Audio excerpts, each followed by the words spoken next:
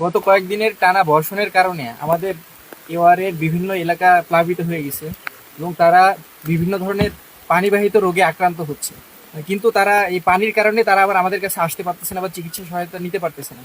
তাদের এই চিকিৎসা সহায়তা তাদের ঘরে ঘরে পৌঁছে দেওয়ার জন্য আজকে আমাদের মহালছড়ি জোনের পক্ষ থেকে ভ্রাম্যমাণ চিকিৎসা ক্যাম্পেইন করা হচ্ছে।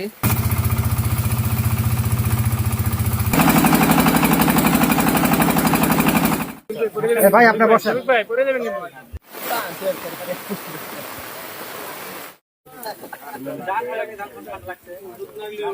ঠান্ডা মাঠে যাদের লাগছে তারা আছেন।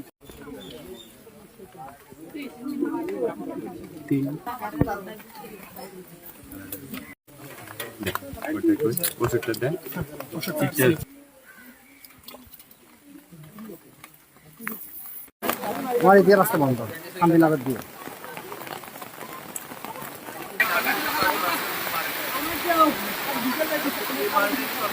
এটা একটা করে দিনে দুইবার খাবারের আগে খাবেন, দিনে দুইবার ভরা পেটে খাবেন।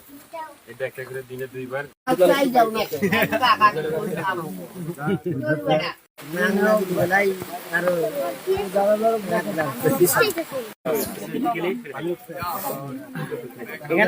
এখানে তো